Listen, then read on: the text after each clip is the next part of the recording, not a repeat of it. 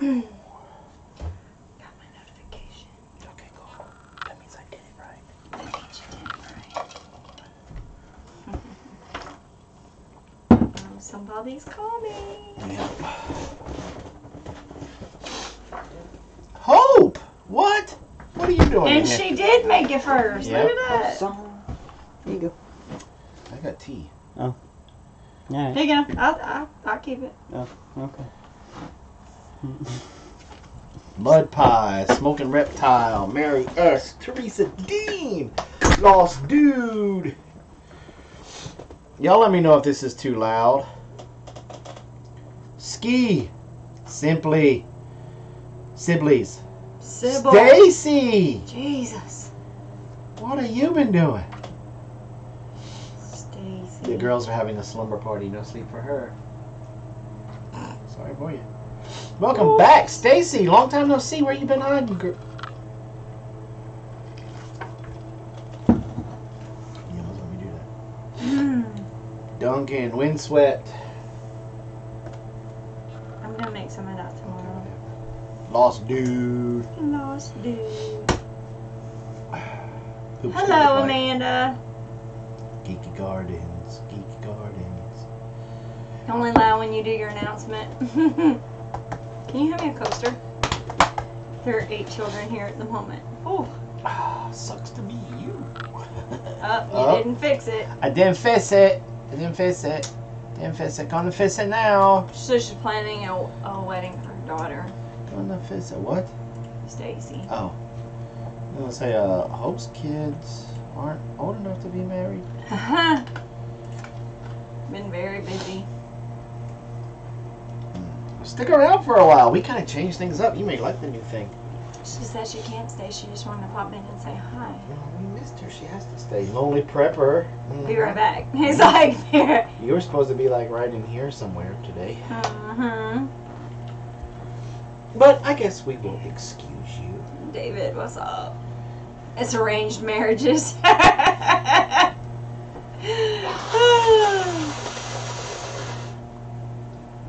Okay.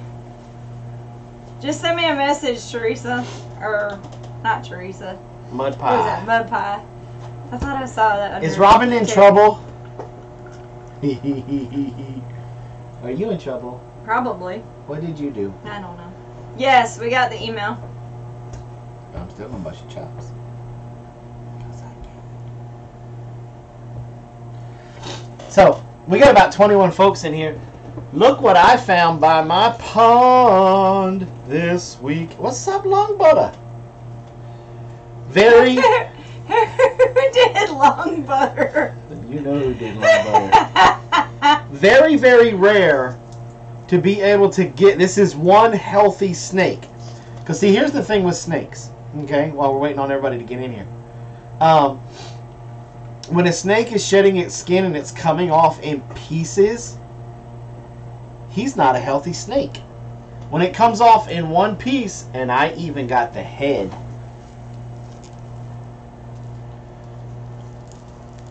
There you Eyeballs. go. You can see his head and eyeballs and everything. So, Smoking Reptile says, what kind of snake? Snakes are extremely hard to identify by a shed.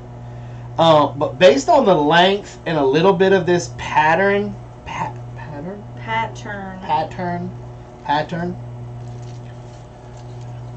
if you look at it like that, my guess is going to be a rat snake. Just because of the size, the length. Yes, because he's eating your ducks. Yeah. So. Yeah, I've got it, Teresa. But no, I don't think he's eating the ducks. But we have a very good ecosystem here. And because of that, he has plenty of field mice, field rats, bullfrogs, toads, stuff like that. Mm-hmm. That I think that they're eating more than my ducks. Okay, I've been trying to add. Yeah, she's sending me stuff from an older computer. Oh. I'm here now. Let's get this party started. Okay, Amanda. Oh, Amanda, you already saw it. I showed it to you privately. So did Mud Pie message you? I want to know if you're in trouble. Mm-mm. I haven't gotten anything yet. No. And you know what? Pooper Scooper, you're supposed to. You live in South Carolina. You're supposed to kill every, just like Georgia, you're supposed to kill every venomous snake that you come across. But non-venomous snakes, you are supposed to let go. So now I'm curious. I want to know if you're in trouble because she came across that chat like, I need to talk to you. I mean, I probably am. I mean, What did you do? Robin, try that recipe. What recipe? Nothing easier. What about North Carolina? North Carolina, I'm not sure. I have never done any nuisance work in North Carolina. But I've done it in South Carolina, Georgia. Did I do any in Alabama? I don't think so. I don't think I did any in Alabama. Why kill venomous snakes? That's the law. I don't. But see, here's the thing. Check out this crazy law. Y'all thought Utah had some crazy laws? 3 R's. Rats, roaches, and rattlers. Entire too many in the world. This is a crazy, at least in Georgia. This is our crazy. Oh, I have it on the menu. I got it. All Georgia. This is Georgia's crazy law about snakes. Mm-hmm. If I want to, and because we tried to do this when our nuisance wildlife business was very big, we were talking with at Boy Scout troops, summer camps, Girl Scout camps, All that. schools and stuff like that. So I started collecting snakes and keeping them To be able to show. to be able to show. And I had some corn snakes, rat snakes, some gardener snakes, all kinds of different snakes. I had a lot of insectivore and some rodentivore snakes. So I said, well, it's time. So I called my Department of Natural Resources and said, hey, I need a permit to be able to keep some venomous snakes because I've been doing all these classes. He said, oh, you don't need a permit for those. But the non-venomous ones, you not only need a permit, we need to come and inspect where you're keeping them and how you're going to travel with them. And I was like, what? He's like, yeah, so if you have any non-venomous snakes, you need to turn them loose because you can go to jail. That was the last time I taught about snakes in any of those groups. And I had a awesome show. Class show, whatever it was. Yeah, and then we get told we can't do it. So, but okay, so we're 8 minutes in. Let's get into tonight's show. Are you in trouble? No, I got it. So you weren't in trouble? No. Dang. I was hoping we'd be in trouble. Okay. So last week we talked about chemicals that the big debate about going up in the House and Congress about the chemicals that they're trying to spray and some that they're trying to outlaw, what they're doing to the honeybee population. But that got my wheels turning because She's never in trouble.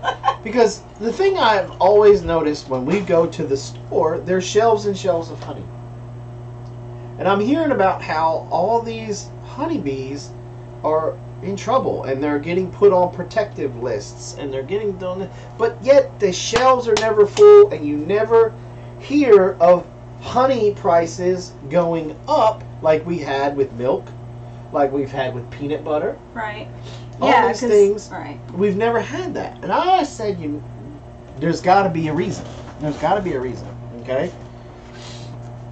And come to find out, this is some of the stuff that I learned. Get ready for your mind to... Stop stealing the show, Palmetto. Okay. Honey has the greatest value of all food. It is more valuable than a steak. It is more valuable than lobster. It's more valuable than some of that sushi you take me to eat. Okay? Honey, since the very beginning, back in the day, with old King Tut and having honey in his, tomb. Sarcophagus. that thing. It's never lost its value. Ever. If anything, it's getting greater in value. Now, this is where you finna get mad. And you finna get real mad because I got real mad. The honey that you are getting in the store, guess what, y'all? It ain't honey. That ain't honey. It's not even close to honey. Because of the movement of everybody wanting to get back to knowing where their food comes from. Because everybody wants to know what they're eating. Honey has become very valuable. Because people thought, you can't really mess with honey. Because of all of the pesticides, well, I'm skipping around. The industrial farming, today's modern farming, is killing the honeybee. Okay, we discussed a lot about that last week. It's taken away its natural habitat. The pesticides and herbicides and stuff that they are using are causing the bees to get lost, and they cannot find their way back home. That's why we had that big colony collapse. When they started digging into it, they realized that's what was happening. The bees were going out, but the pesticides and the herbicides, the Roundup Ready stuff, and it was even some of the plants. They noticed that some of the Roundup Ready soy, the Roundup Ready wheat, and the Roundup Ready corn was messing with their navigational system, for lack of a better term. It's GPS, the bees' internal GPS. And they were not finding their way home, and they were flying around and dying. Let me take a drink here. So that has put a hurting on the honeybee. So with honeybee, the population of honeybees and the population of professional, commercial... Wait, I gotta make fun. He said commercial aviaries. Apparently his phone thought he knew more than him, because that should be apiaries. So with the population of honey apiaries, honeybee colonies going down, for example, South Carolina got hit really, really hard. Was it last year or the year before last?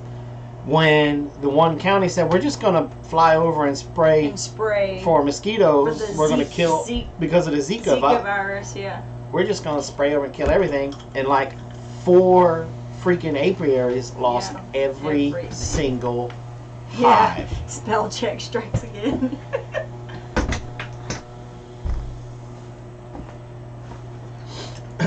So you've got that.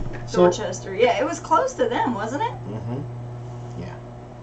So the bees are, what's the word? They're going away. They're threatened. No, they're dying. Not absconding. No, they're depreciating. Depleting? They're depleting. So our bee population is depleting. But the honey business is booming. The honey business is booming. Declining. There you go. Thank you, Lost Dude. Endangered. Something like that. So, because we are losing bees by the tens of billions. That's what a bee. Billions. But yet, the honey industry is still booming. It's climbing. It's booming. The demand for honey is at an all-time high. A lot of it is because the human population has grown. But it's also because of we want to know where our food comes from. We want to be more natural. That quote-unquote fad, excuse me, that they are now taking honey and using it as an ingredient. Right. It's so not they're pure replacing sugars and stuff with honey. And stuff like bread, chips. Of course, everybody knows about honey ham. All those kind of things. Definitely like bread. You know, it's funny, people don't think about it, but there's definitely honey in a lot of the different breads. Not just like your honey wheat, but like your actual regular bread usually has some for a little bit of sweetener in it. So, our bee population is declining. So that means real honey production is declining. But the honey business is booming, and we are consuming more honey than ever before. And it's more than is being produced. Right. A lot more than being produced. Well, a lot of y'all know that they are cutting the honey. And they're cutting it more and more and more and more. At first, they started cutting it with corn syrup and cane syrup. Well, people started saying, okay, they made a test. They put a test out where they could detect those two types of syrups, and then bam, it wasn't allowed to be labeled as honey. And that's like Lonely Prepper was saying, a lot of the little bears of honey actually say blend on them. Yeah. So then what happened? Oh, here come the Chinese. The Chinese said, okay, we're smarter than you. And they figured out how to make a rice syrup that wasn't detected. Get this. China is the biggest importer into this country of honey. Now, you're like, but Jason, if they're cutting it with rice syrup, aren't we getting it at customs and catching it? Yeah, we have honey has its own law enforcement task force now, that they are boarding ships and they're taking random samples and they're testing it before it can come off. And Chinese ships are marked. So they've been marked. So every Chinese ship comes in, it's getting tested, right? Well, Chinese said, okay, we fool you, America, we fool you. What do? They go to other nations and say, hey, Thailand, import this for us. We're going to give you this much honey, and it needs to go to America, and we're going to pay you X amount to put it on your ships with your flag and fly it over there. So then it gets... How do you export so much honey when you make people hand pollinate fields? It's a good question. I mean, I don't got the answer for that. But they're doing it with Thailand, Vietnam. There's like Brazil, a whole bunch of countries that China is doing this with, that they're still getting the honey over here. But see, here's the thing. The honey task force picked up the game. They said, okay, Mr. Chinese man, we got something for you. So they literally started looking at the honey in the raw form and pulling, because in honey you have a little bit of pollen, you have a little bit of the plant that they're pulling the nectar and stuff from. So they started running the DNA of those plants, of the honey, the pollen and stuff that they're pulling out of the honey, to verify, and like, oh, wait a minute, well, that plant doesn't grow in China, over here in Timbuktu. That plant grows in China. Yeah. This is China honey. Germany got real caught up in it, and there was a big debacle, and there was people that went to prison over this. risen. Now, not only are we not getting real honey in the stores anymore, American beekeepers are going out of business. They're like, there's no money in honey because the Chinese bringing it in their cut honey. Well, they're flooding it. And they're flooding the market with a cheap product, with a cheap price. And everybody buys the cheap stuff. And everybody buys because they the just cheap want it for flavoring or whatever anyway. So the average person doesn't, you know, they don't know any better. Right. So the American beekeepers are walking away because when they're losing anywhere from 35 to 55% of their colony every year, it's not economical for them to keep going, even though they started to do what they call splitting their hives. Every year they would go in the spring, they would go in, they'd start pulling out frames, and frames with egg cells, or queen cells, I'm sorry, with queen cells, they would put it over and make what they call a nuke. Mm-hmm. And they would take one hive and make 4 or 5 hives out Right. of it. Okay? But that also hurts that colony because then that weakens that original colony. So then that colony is now susceptible to wax moths, small hive beetles, mites, mice, all kinds of things. So they're having to do that because of the market fraud. Mm-hmm. So then a lot of them said, you know what? I'm not going to make honey my backbone of my business anymore. I'm going to be a pollinator. Mm-hmm.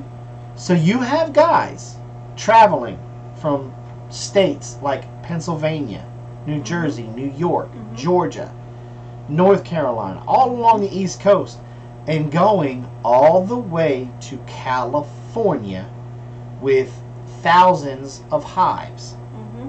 And they're going to, the big thing that they're going to is the almond fields. Mm-hmm. They're going to pollinate almonds.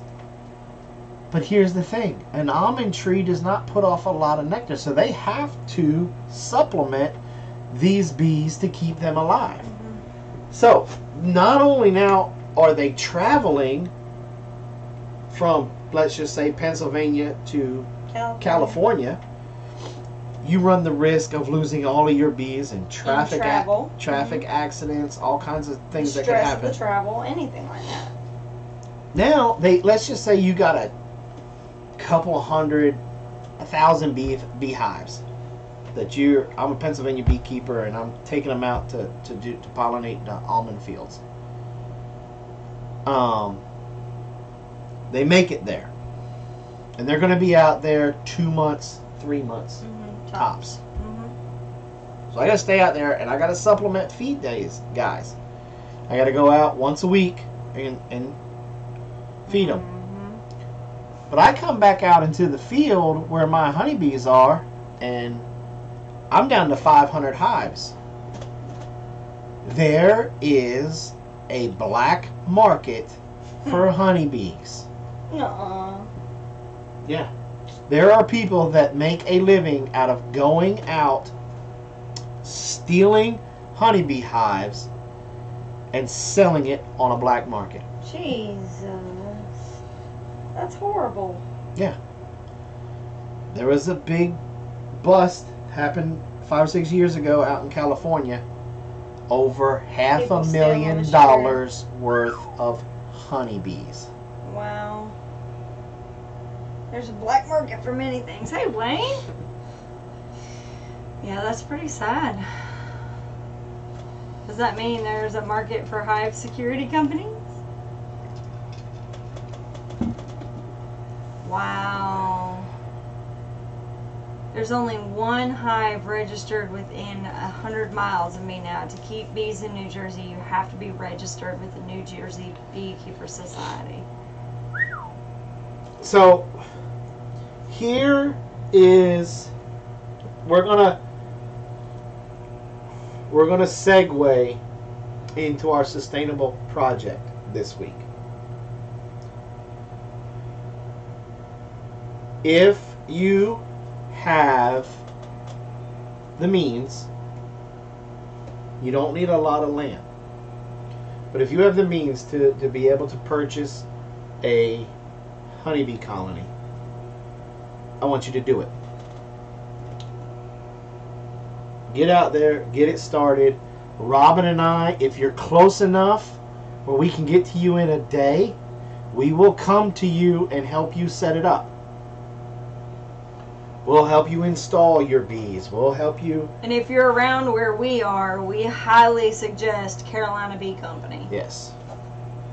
Yeah, we know you got yours this week. We saw your video. No, she saw it. I was saw at it. work today. I'm going to be watching it soon. She says it's a must have. If you cannot do that, this is what I want you to do. There's even been commercials on the radio about this, and this is how serious it is getting. Jeez. What? Almond orchards are big here. A lot of orchard owners pay $1,200 per acre for hive rental. Yep. Carolina Bee Company's in Travelers Rest, South Carolina. So if you're allergic to bees, or if you don't have the means to be able to start your own beehive, I want you to start, you know how they have butterfly gardens out? I want you to start a honeybee garden. Mm-hmm. And here's the thing. I bet you most of you are already going to plant some of these plants that are honeybee friendly. Right. Some of them you may already have. Do you have problems with bears in your hives? Not No. yet. Except for when this bear gets into them. I know. When we have the little bear cubs get in there. Yeah.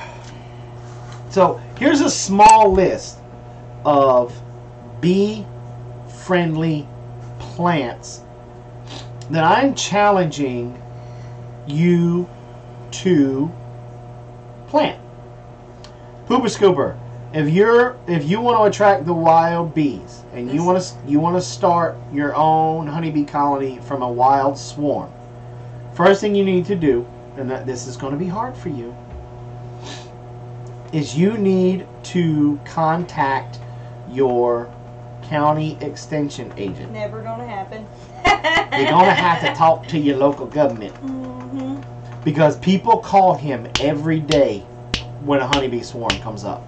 Mm-hmm. He's probably getting 5 or 6, 7, 10 calls a day. Mm-hmm. And you look at him and say, I just want one. I'm going to get started with one. Have everything set up. He will call you. Haul butt to where that location is. Take the bees. Get them home. Put them in there. Dun, dun, dun, dun. They should stay. Huh. Cheerios gives seed packets for bee gardens for free. Huh. Cool. Did not know that. That is cool. But here are some plants that you can plant that would also attract these wild bees to help the honeybees. And what you don't do is you just don't spray them. Don't mess with them. Well, like Palmetto said, he said not mowing the grass in certain areas and things like that. There's some things. That's true, because white clover is one of those bee-friendly plants. Lavender, white clover, heather, thyme, forget-me-nots, sage, rosemary, any of the mints, blackberries, oregano. A lot of your herbs Calendula are bee-friendly plants. They will attract the bees. Bees will come to them. And the cool thing about a bunch of these is that you can harvest them long after the bee has done His business. what it's doing. I mean, even like calendula, they go in and pollinate it, and then after it's hit its peak, that's when you pull it to get the petals. Yeah. So, chamomile I think is on there too. I'm sure it is. Yeah, it 'cause is. It's got a yellow, But if you take let's just go with a little 3-foot by 5-foot area in your yard somewhere, even out of your front yard. Make it a bed. Cut up the turf grass, unless it's got white clover in it, and then leave it alone. But do a little 3-foot by 5-foot bed, Mm-hmm. and plant bee-friendly plants. Put it off somewhere to the side where you can enjoy it from afar, so you don't get in the flight path and get accidentally stung. Mm-hmm. And then you'll be want to come punch my face in. But we don't want that. Neither one of us do. And just plant it. What we've done, and I mean, some people don't want that, but what our kids do is we let the girls pick some of the flowers, and then as they're walking around, you know how kids do, they pick them up and then they start throwing, and those are really the seed. So they just start throwing Dandelions seed is a everywhere. good one Dandelions, for honeybees. marigolds. Marigold. Yep. What about red clover? Yeah. Yep. Yeah, but not as much as white clover. Right. Some of it has to do with the coloring, correct? Mm-hmm. There, all you have to do, I was going to put one in the link, but there's so many good links out there. Just Google bee-friendly plants, and you can find, there's one that's like 25, there's one that's like 101, something like that. And I think in the book that Robin is highlighting tonight, it has a list in there as well. I really do feel like it does. But we have to give these bees an alternative other than going to Joe Schmuckatelli's house, who he's over there spraying Roundup on all of his dandelions because he wants his Bermuda grass to just be the prettiest in the neighborhood, like he's going to have Tiger Woods on putting on his front lawn or something. Mm-hmm. So here's the thing. Here's what I'm going to do, because this project is going to take a lot of effort and a lot of work. If you go get your own honeybee colony and you send us pictures and you send us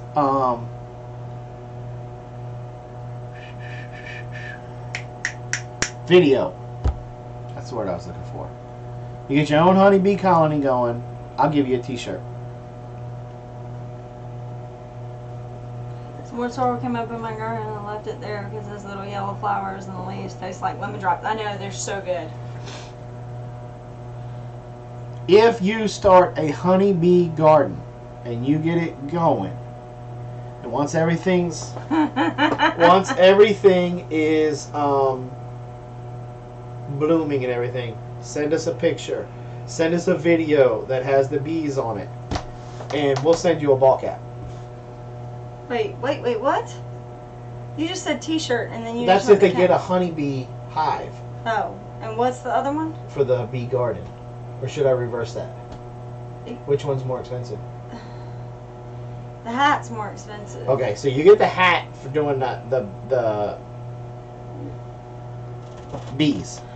If you get a bee colony going, we'll send you a ball cap. If you do the garden, you get the t-shirt. But with all of these, you have to put your pictures out on social media and hashtag Big Bear Homestead.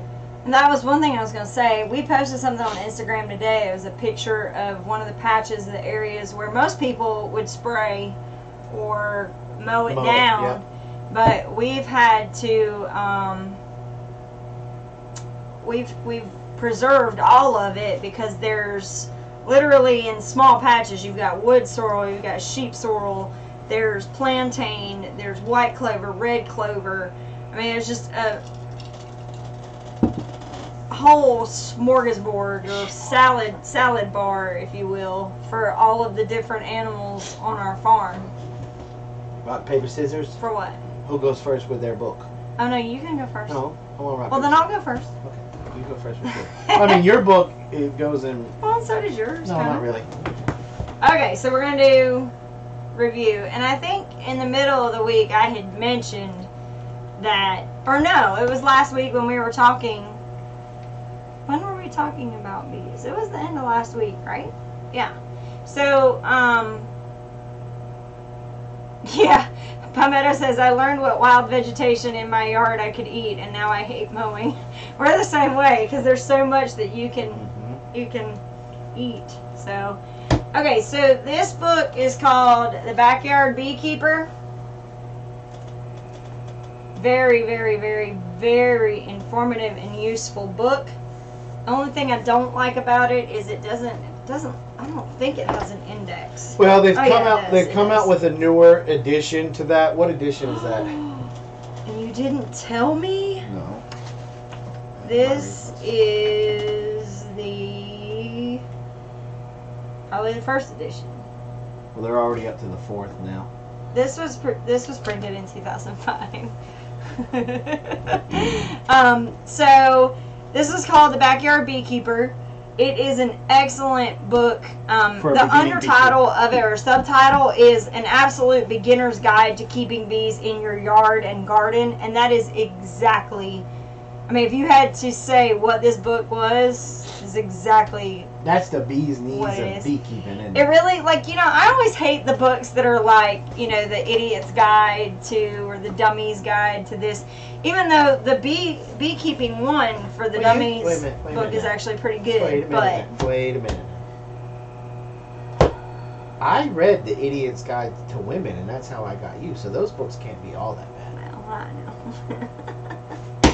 So this book, there's lots, for all of you men out there, there's lots of pictures. For all you paratroopers. Lots of pictures in almost every page. And there's a lot of explanation. I mean, it gives you good details about, you know, there's some troubleshooting that's in here. It tells you all about recognizing the different types of cells within a hive to be able to identify the cells, all the different, I mean, like, everything. It tells you how to feed them. Now, okay, so the book that Old as Dirt's talking about, and I never know how to pronounce that. Is that Dadant? Danats. No, there's no nats in there. It's D. D-A-D. Dad Ant. It's Dad Ant. Dad Ant. Well, we got their book. It's I know over we there. do, but what I was going to say is your sentence is exactly right. It has a lot of information. It has almost, in my opinion, too much information. There's a lot of, I mean, that book, just to give you an idea, where is it? It's right there in the beekeeping. Beekeeping for Dummies, and then it should be. Oh, right this there. is a different one. We have another one that's a big one. Yeah, that's the bottom one. That's the hive and the honeybee. That's the one that you're talking about. Yeah, I'm talking about the hive and the honeybee. Yeah, this first lessons in beekeeping is pretty good. But I really like the Backyard Beekeeper. This is an older version book. Give me it's the very bottom book on the ones that are laying right there. Right here. Yeah. Now, there is this other book. It's very, very old. Yeah, this is the one I was thinking. This has Hive probably and been honeybee. reprinted about 100 times. Right. This was given to me by my beekeeping mentor. This is like... Is there a pop-up version written in crayon so the Marines can follow along too? Yeah. It was written by a paratrooper. His wife came up with that one for him. Probably. But this is kind of like the beekeeping Bible, and it's by Danat, or however you say it. But it's called The Hive and the Honeybee. This gives you a lot of history of beekeeping. It talks about how the Egyptians used to keep bees. So if you're into that kind of thing, another very good book. We'll go back afterwards and put this one in the description too, and we'll put that other one in there too. Does Carolina Bee Company let you order online? Yes, they do, and they take PayPal, Yes. just so you know. But it doesn't hurt to give them a call either. Usually bee pickups are on Saturday mornings. Mm-hmm. So, yeah, mead, absolutely. There's a reason. We've got the equipment, so, you know, if you want to bring your honey down and, you know. We'll make mead. We'll help Like you make Vikings. But the Robbins is the Backyard Beekeeper. Very good book. Love that book. Very good book. Helped us out with lots of things. Well, it's just the way that it's written. the way that it's written is very concise, but there's a lot of information in it, but not so much that you get overwhelmed. And you can it's another one of those books that, I mean, you can see the way the cover is, our cover's bent, and that's because we're constantly going back through it to look something up. So it's definitely one of those books that is not like you read it one time. It's one that you go back to and go, where's that syrup recipe? You know, or whatever. Now, my book, and the reason why I'm picking this book is because we have a couple of first-time gardeners in the group this year. Terry and a couple of others. And this book would really help you guys out. This one is called The Vegetable and Herb Expert by Dr. G. Saying. However you say his name.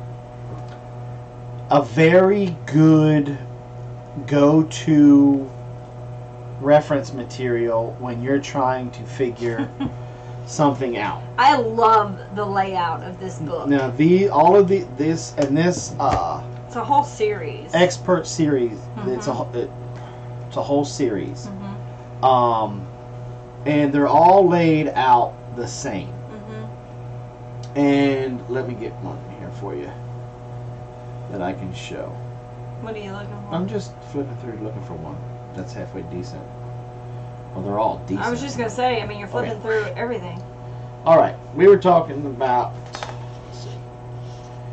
So they go into huge depth about potatoes. There's Yeah. like 6 pages, 8 pages of potatoes.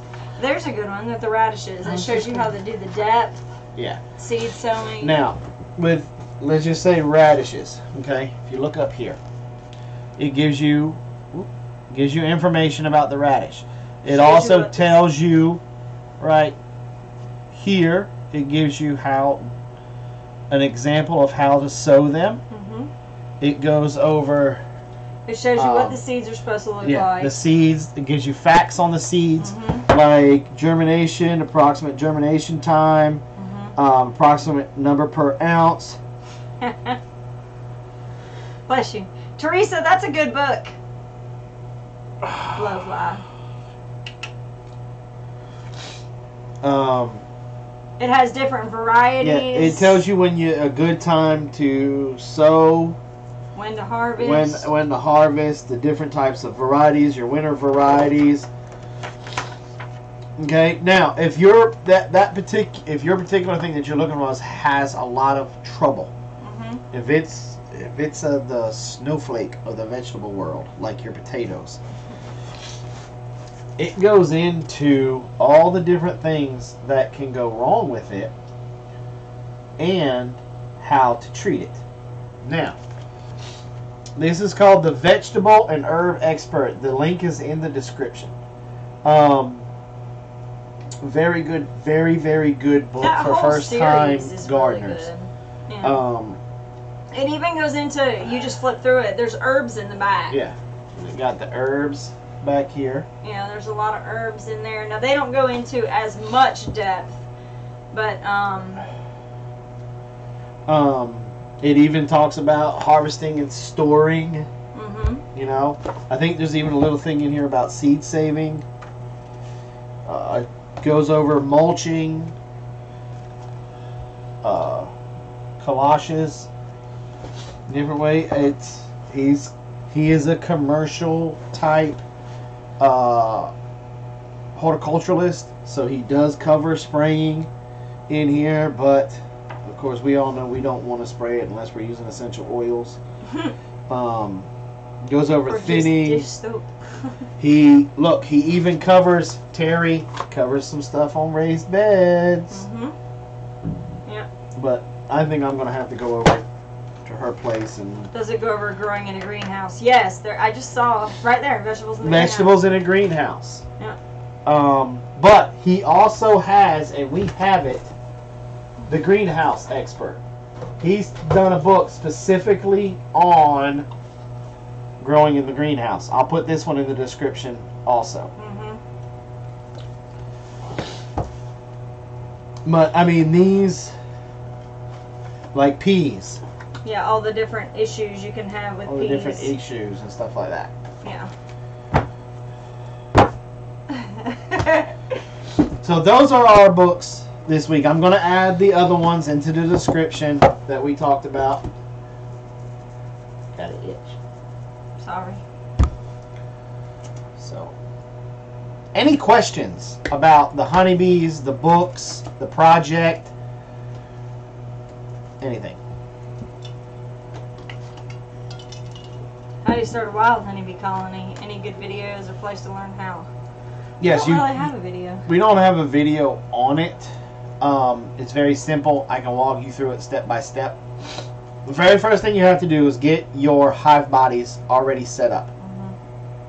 Have them set, have them ready to go. Have some type of a feeder system, whether it's an entrance feeder, which with a new catching a wild swarm, I wouldn't use a entrance feeder. I would use either a frame feeder or a top, what they call a top bar, top frame feeder. Top bar feeder, I think is what it's those called. would be the ones that I would use. The second thing you have to do is get your name on the list with your county extension agent. Definitely. That's the only way that you're really going to get, because he's literally just going to start going down the list and He'll calling just call. people. You know, Night, Ricky. need you to go now. You know, and so you got to be ready that no matter what you're doing, when he calls, you need to go. Then you need to go collect that swarm. It is very, very easy to do. Get a 5-gallon bucket with a lid.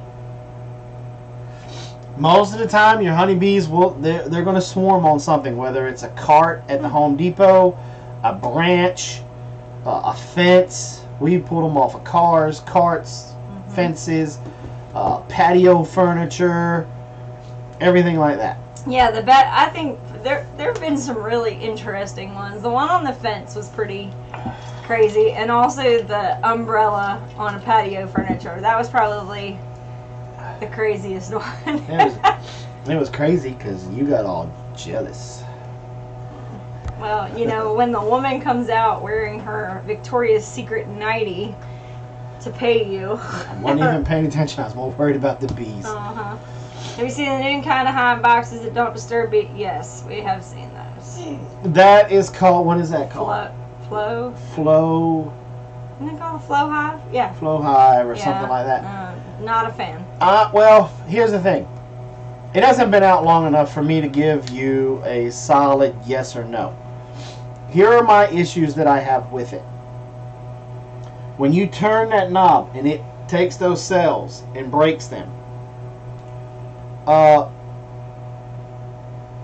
They have to go in and fix that. But here's my thing. They have not shown how they keep the queen out of that area. Whether they're putting queen excluders and that just sits up there like a honey super, or what. So if she gets in that area, she could be laying eggs and you could have brood in there, and the moment you twist it and pop it, now you got brood in your honey that you got to filter out. Plus you just weaken that hive because you've killed all of those eggs that she's laid. So that's the real big thing with me. 2, it makes people lazy beekeepers. And lazy beekeepers miss things like small hive beetles, mites, wax moths. The fact that something happened to their colony and it's now weak. Because if you notice that your colony is weak early, and you catch it early enough, you can feed them to help them supplement, so that way they can focus more on the queen and have her laying more. To help build the numbers back up. Because with a hive, it's all about the numbers. Yep. So I'm not necessarily, it's not been out long enough to... It's no different than like those bait things. Like they've been around for a very small period of time, and they haven't been around long enough to really tell you whether or not they're doing what they, you know, the reason why they were created. Keeping bees, you develop a relationship with your bees. Your bees will get used to you coming in, and they know that you're going to take some, and they're used to it. and they know, and you develop this type of relationship. Like, I will not rob from my deep bodies. I won't rob from them at all. So the bees put the honey that they need to survive in those deeps first. And then they store the excess up in my honey super. Right. I just take the excess. They have what they need.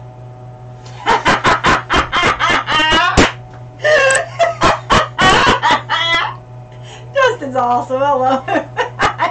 Should have never told him that.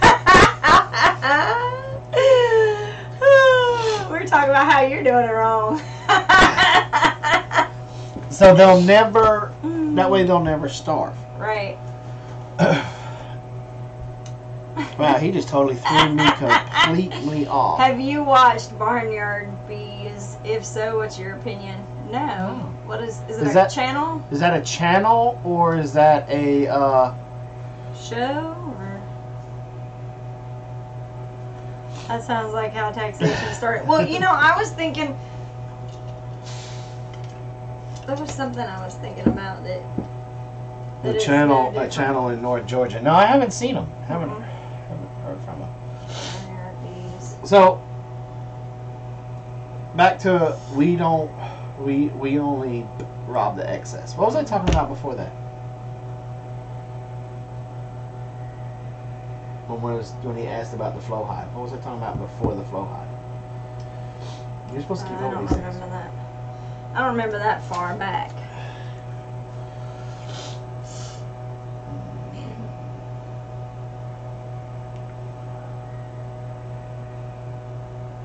The book.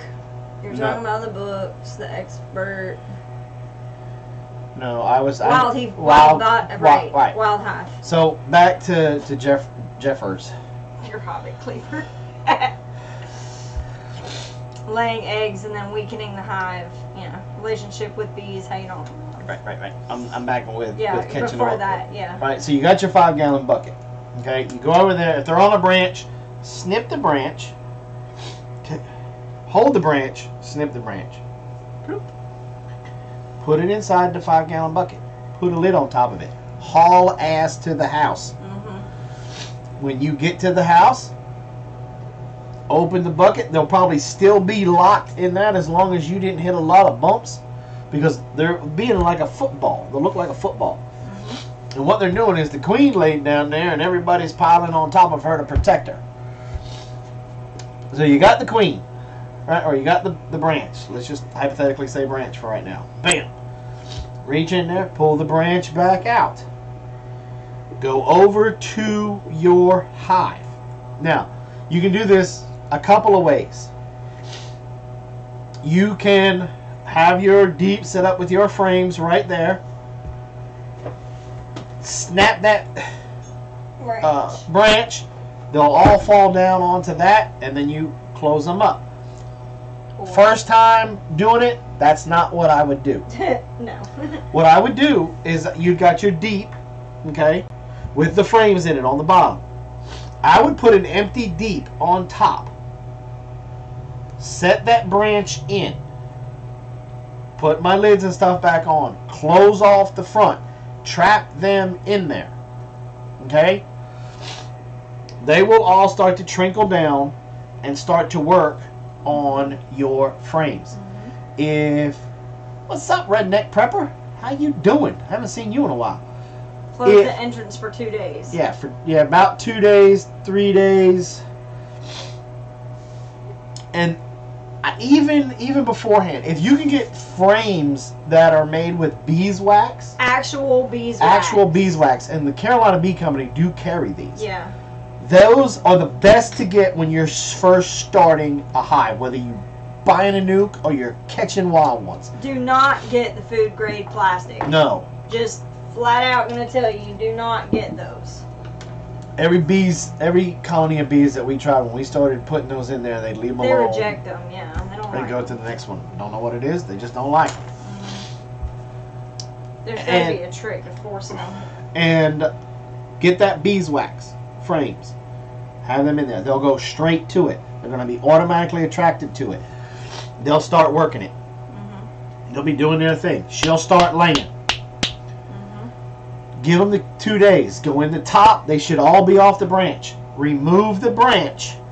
And then, if you're using a frame feeder, slide a frame feeder in there. Mm-hmm. Okay? If you're going to use the top feeder, remove that deep, that empty deep off. Put the top feeder on. Close it back up. And then open a very tiny hole in your entrance. Don't remove the whole entrance. I know a lot of guys will grab grass and pack it in there. I don't like to do that because if the bees get the notion and they want to leave, they'll push all that grass out of the way. I like to use a chunk of wood. Put it in there, get a regular entrance reducer. Put it in there. You can flip it around where it's solid. Wham. Keep them in there and then flip that entrance reducer down to its smallest opening. Then when they start, and just be monitoring them. Don't be popping the top. Just be watching them coming in and out. Start to get a heavy flow, or you see them start to push that entrance reducer out a little bit more, they have started working. They started building. After those 2 days, flip that over. You got the small hole. Then leave them alone for about 2 weeks. Yeah. Don't mess with them. Then start to put, after the 2 weeks, open it up. Your top feeder should be empty. Fill it back up. You know, with a top feeder, you may want to, I correct myself, you may want to pop the top probably within 5 days, 5 to 7 days. Just a real quick look in there. Check the feeder. Check the feeder level. If you need to add more, add more. Close it. Get the hell out of Dodge. Then, after the 2 weeks goes by, pop it all open. Start to look at, see where they're building. Right. Do not freak out if you see a queen cell. They're not going to swarm on you. Because the queen that came from the swarm, she's the old queen. She's on limited time. The moment she starts laying, they're going to start making queen cells. Right. Okay? The very first queen that hatches is going to go around and kill all the other ones. And then she's going to kill the old queen. Because by then, she's going to be close to dead anyway. And then she's going to fly out. Then she's going to get a drone. She's going to blow him up. Because that's what happens. Drone, the male bee mates with the queen. And when he he blows up. Rips his it's very hard to be a male bee. Just saying. And then she comes back and then she just starts laying. Okay? You don't want to interact with them a lot because you will spook them and they will abscond. So you go in there after the 2 weeks, you check. Boom. Everything looks good. Shut them down.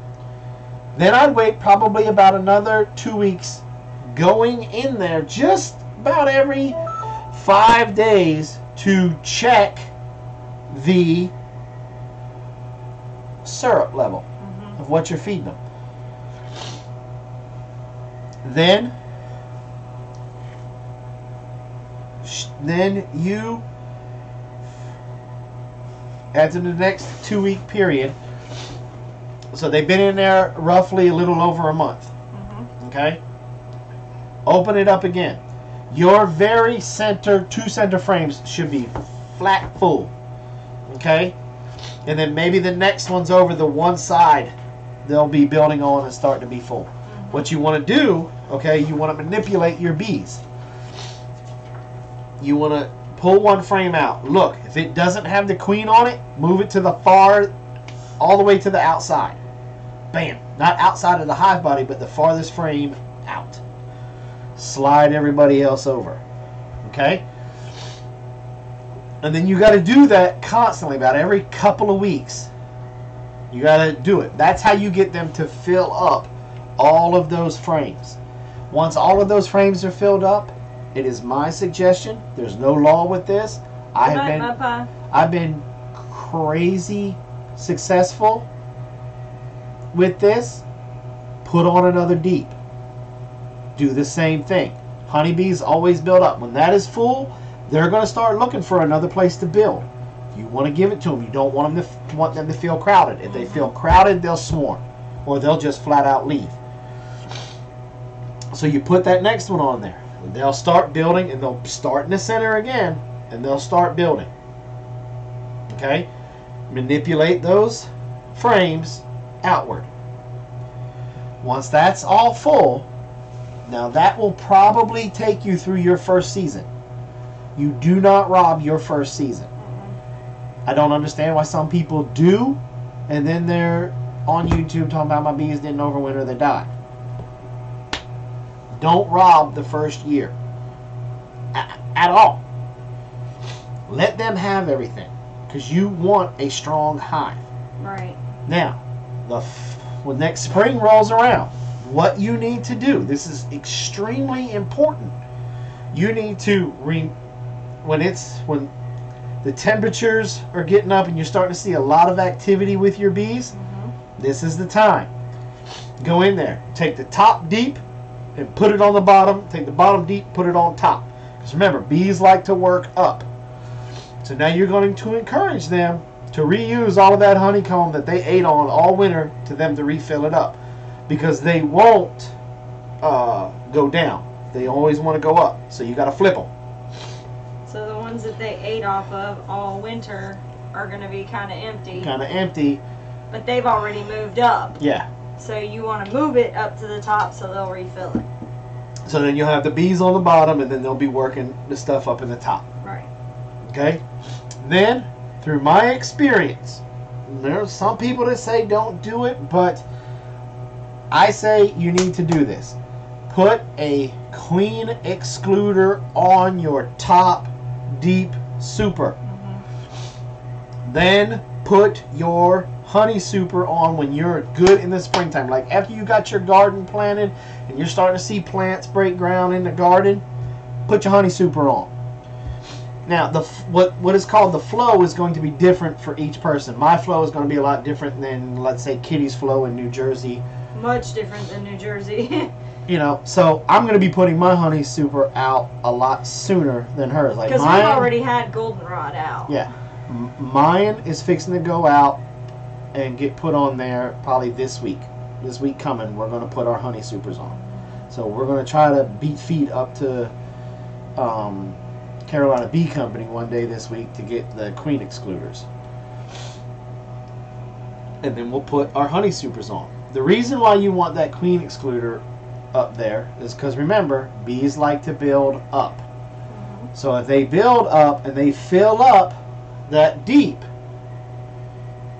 she's going to come up there in your surplus area for honey and try to lay eggs.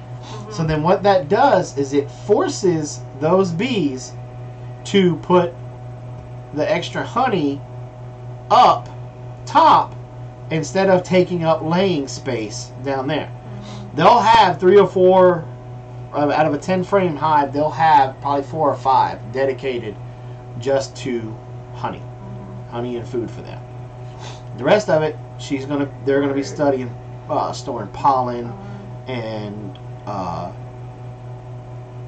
she's gonna be laying in. Okay, so all that excess honey, that's the stuff that you want. That's why you get that honey super up there. Jason, have you ever seen the beehives that attached to your house window?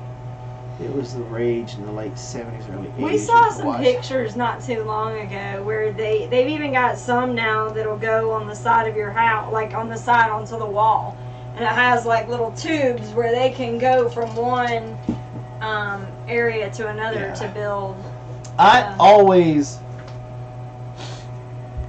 Good night, wanted to get Professor. what they call a teaching hive, where it's made out of plexiglass, so you can see them working. But those things are stupid expensive. I mean, if y'all want to get together and buy me one, that's okay. But I mean, they're crazy expensive. Yeah, they really are. I would love to have one. And just like I would love to build a building out of plexiglass and put bees in the building and give it to, like how they do, a lot of zoos do this. They build, like they take half the building and they just let them build their natural pancake-looking combs. Those are so beautiful. Yeah, they're very When we were doing our nuisance wildlife stuff, and we were pulling the bees out alive. That's how they build. That's how they build naturally, and I always sat back after I pulled drywall off, or I pulled the half of the building off. It was almost like I was hypnotized sometimes. I'd stand there for 30, 45 minutes just watching them. It's very cool. And I think it's just one of those things that's super, super cool to watch. Yeah, very, very neat. So, any other questions before we end it for the night?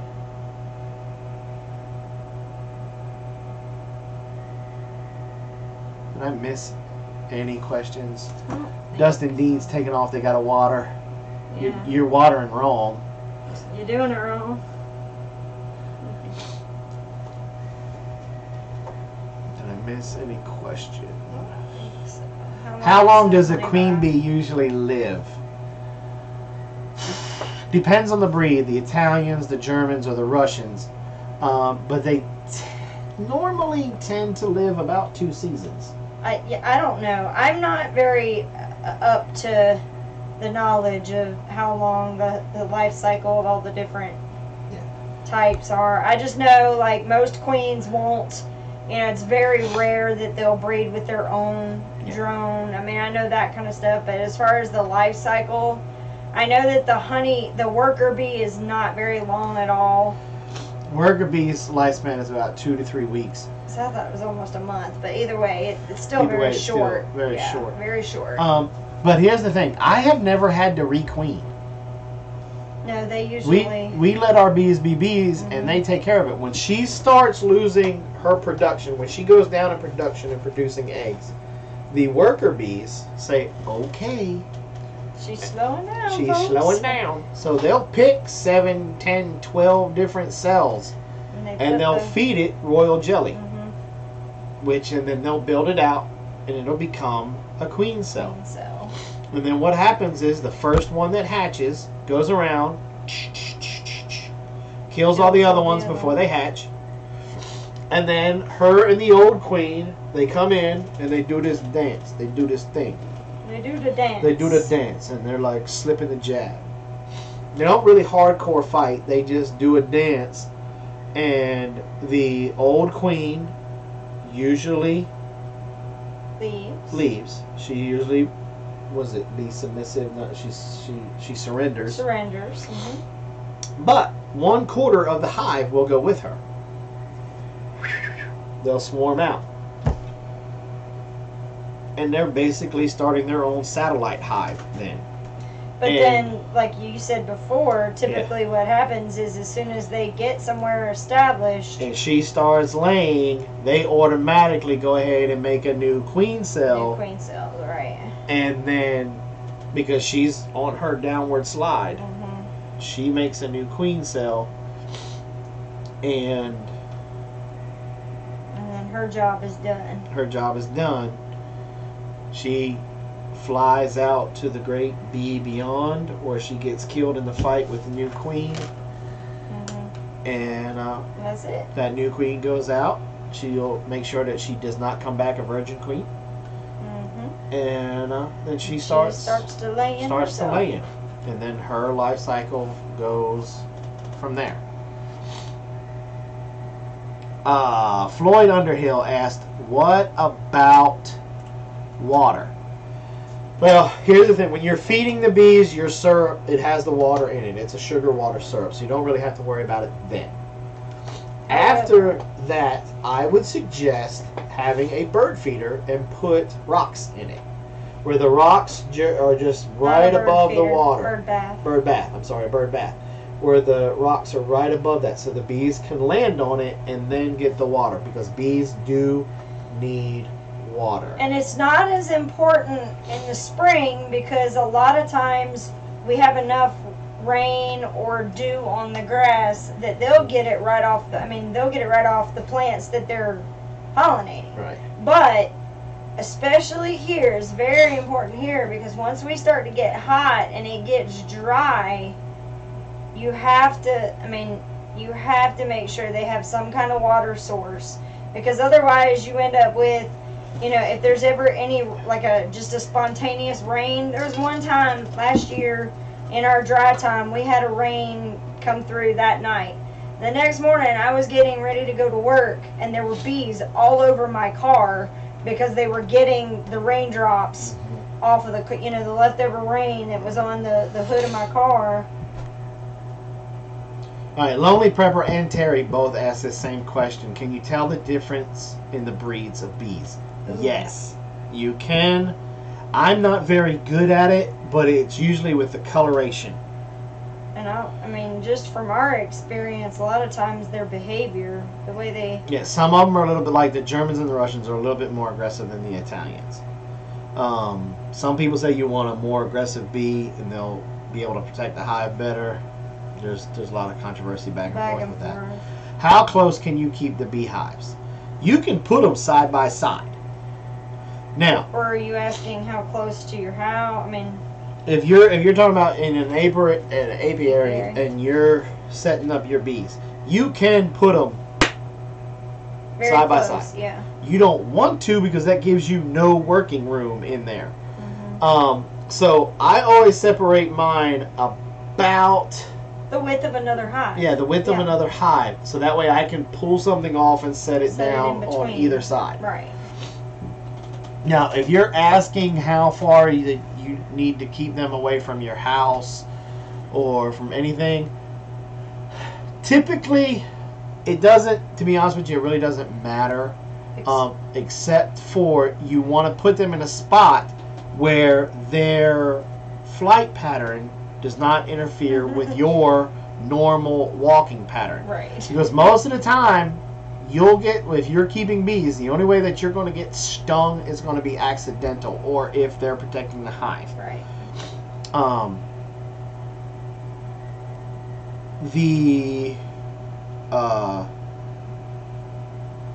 Because you got into the flight pattern.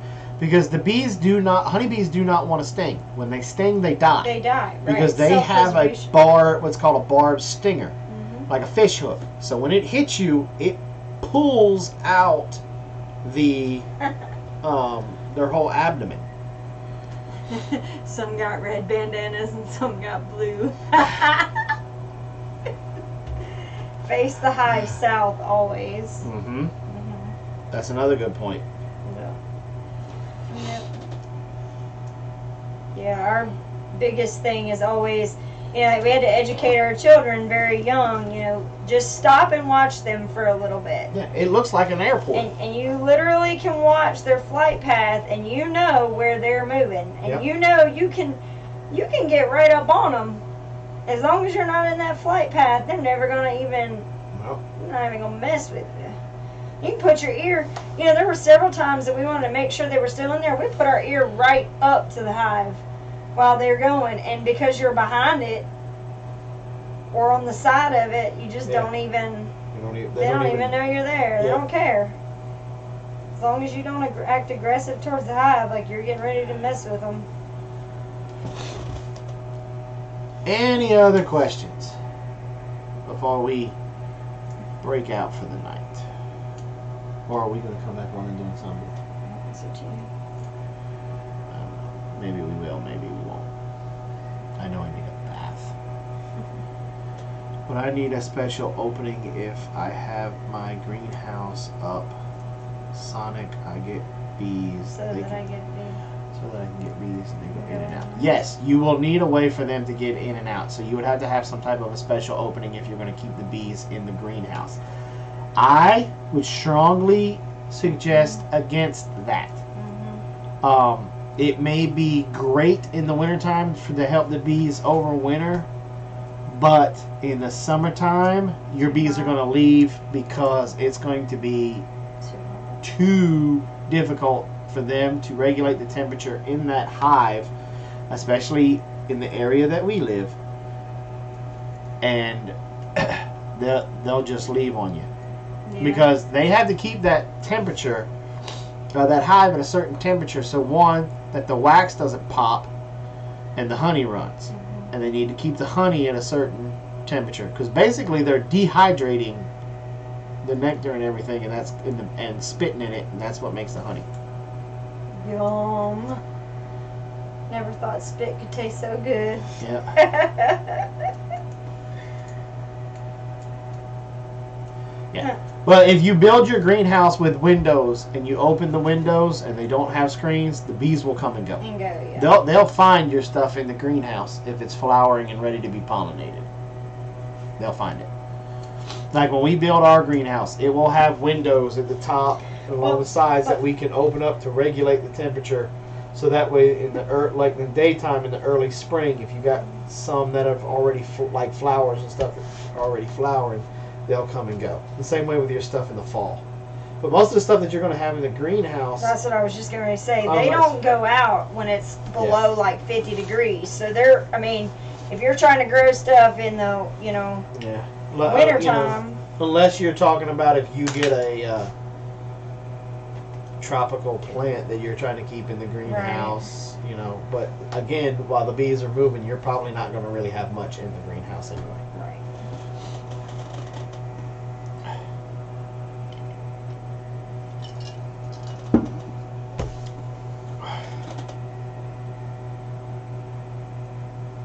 Yeah. Now see, Pulp Backyard Farm. He has...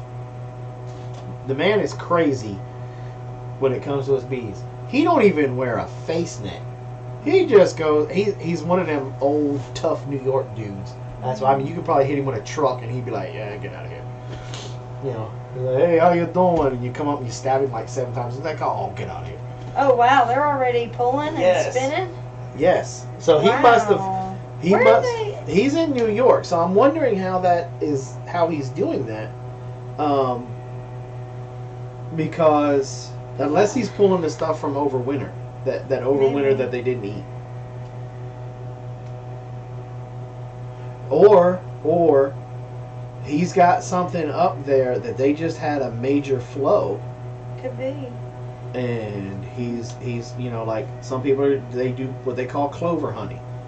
Well, yeah, you know, like Tupelo honey. Tupelo honey and stuff like that, where they go ahead and pull the honey with that specific flavor, orange, apple, after the flow almond, stuff like after that flow is done.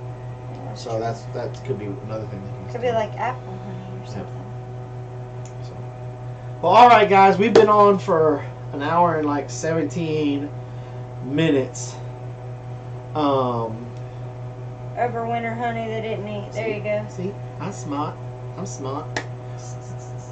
Does different flowers give the honey different flavors? Yes. Yes. Yes. Like in our case, we have to label our honey what they call wildflower honey because we don't pull it after like goldenrods. We don't pull it after the pecans are done. Right. We just check them throughout the year. If it gets too full, we pull it and put fresh in. But there are people that do that. You got, you know, when they pull it when orange blossom, pecan, lavender, clover, different things. So yes, to answer your question, yes, and it does give them a different taste. Okay. Just like when you mix it all together. It's called wildflower. Yep. In my opinion, that's the best honey on the market. Yeah, I love wildflower honey. Wildflower honey is the best thing on the market. And here's something else to think about. If you're going to start to become a beekeeper and you're going to do this, don't try to... And look, here's my 2 cents. Save that specific honey, the Tupelo and the orange and the clover. Save that for the guys that do this professionally. As a backyard beekeeper, just keep your eye on it. If they fill up your super, pull it, bam, and refresh it. Do that. Because, see, here's the thing.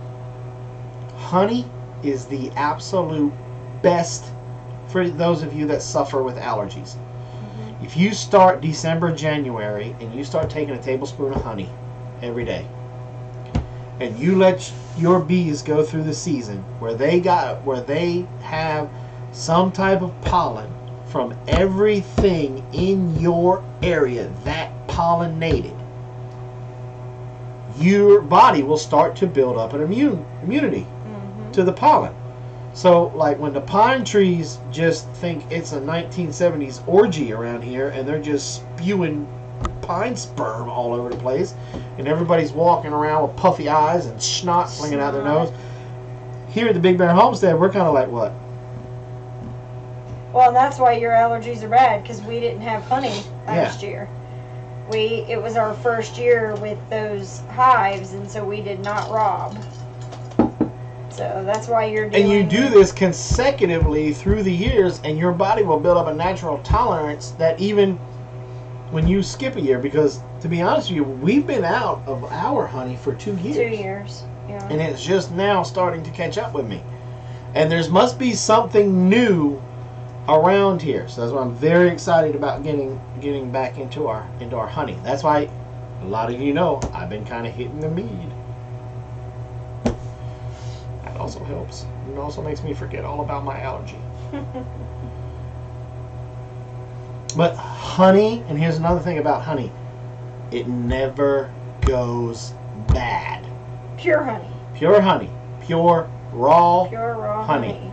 Never goes bad. Yeah. See, I've heard that the propolis is better for allergies than the honey. But I would never rob that, because that's their honey glue. So they put it there for. Best way to locate beekeepers in your area, just Google Beekeepers Association in your area, like Beekeepers Association of Elberton, Beekeepers Association of Kalamazoo. You'll find them. State. A lot of times you can call your extension agent, and he'll be able to. And they'll be able to tell you too, county extension agent. Be aware when you go to fairs and you have somebody with local honey, you know, typically you can.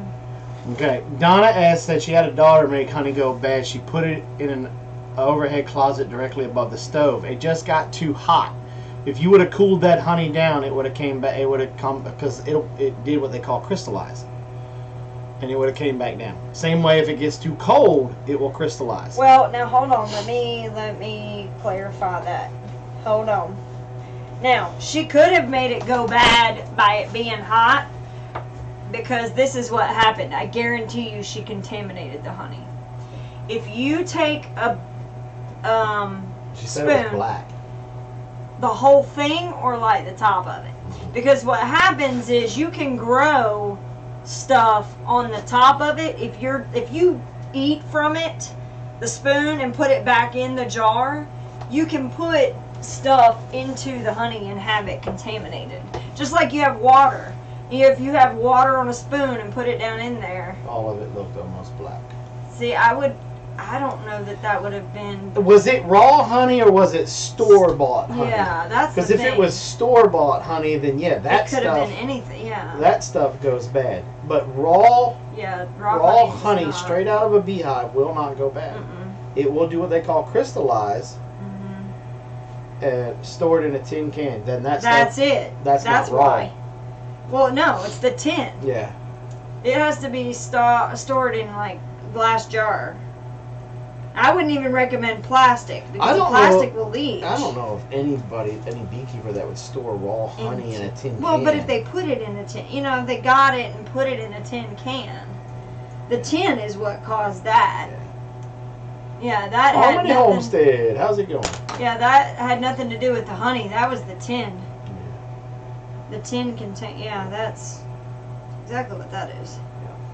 Yeah, you want to store your honey in glass jars. Mason jars are the best. I would not even recommend plastic, because over time, plastic is plastic, and you don't know what was in the plastic. What they made it from. So I would say. Yeah, if you're going to plan on storing this honey long term, put it in a mason jars. And really, we store a lot of it in quart jars, but I would definitely recommend pint jars, because then that way you don't have the issue of, putting a spoon in there and contaminating a large portion of the honey, versus a smaller part of it.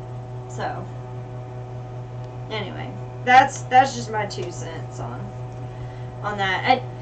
I mean, everybody knows how saliva breaks stuff down. If you've ever eaten, if anybody here's a yogurt eater, if you go to eat yogurt and you keep eating and then you just let it sit there for a little bit, you can literally watch how your saliva will break down the yogurt. So it's the same concept. If you use a spoon, you put your mouth on it, and then you put it straight back down into that jar of honey, you are transferring some saliva. So you don't want any kind of contamination with it. Just my 2 cents on that. All right, last call for questions. Let's go for alcohol. We're gonna answer one more question, and then we're gonna call it a night.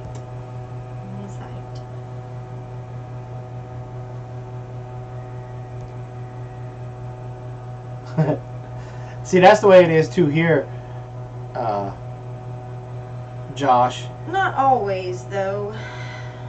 And to be fair, they have 9 people in their family. Of course, they go through it faster than. Well, you probably got the same problem we do. You come in the kitchen after we rob honey, and you got 4 kids in there going. You've been in the honey just running down that face. No, sir. No, sir. Well, my favorite is when their hairs all stick to the side of their face. And you're like, what is that on your face? And you live, there's nothing on my face. Nothing on my face. That's honey. Get out of the honey. All right, guys. I'm going to say it like I say every week. Every week. I don't care what anybody thinks. I'm going to say this just like I say it every week. Be kind to one another. Love on each other. You never know what that person is going through. They could be off their meds and send mad emails. They could be just having a rough day. You know, they came out and their car, the motor blew in their car, or tires flat. They're just going. They're just really having a hard time with their PTSD, depression, whatever. Be nice to one another. It's not as bad as the mainstream media wants you to think. So say hi to a stranger. Say hi, smile, tell somebody to have a good day. It makes the world a better place. Reuse, recycle, repurpose. Keep things out of the landfill. Make a compost pile. Make a bird feeder out of an old milk jug. Make a self-watering container out of a 2-liter jug. You may not drink Coke, but you may be driving down the road and see a 2-liter bottle on the side of the road. Pick it up and make a self-watering container out of it. Because if you don't, somebody's going to pick it up and it's going to end up in the landfill. Mm-hmm. Or I'm going to beat you to it and I'm going to make a self-watering container. Mm-hmm. Don't forget, tomorrow night, 7 p.m. Eastern Time, this person over here, Essential Oils class. Please, please, please, don't forget to check out our Instagram, our Twitter, the Facebook groups. If you want to lose some weight, come on over and join the Big Bear Weight Loss Challenge group on Facebook. Or if you just want to chew the fat, ask gardening questions, beekeeping questions, homesteading questions, trapping questions, whatever. Or you just want to stop in and say, hey, Big Bear, you're awesome. You got the Big Bear Homesteading group on Facebook, and you also got the Big Bear Homestead page on Facebook. But what I really want you guys to do is to go check out our website at www.bigbearhomestead.com. We've been putting out a blog post once a week. The link is in the Big Bear Homesteading group page. So that's where you can really find a lot of the updates about what we've got going on here on our homestead. Is on our website. Also, our shop is there. Go buy something.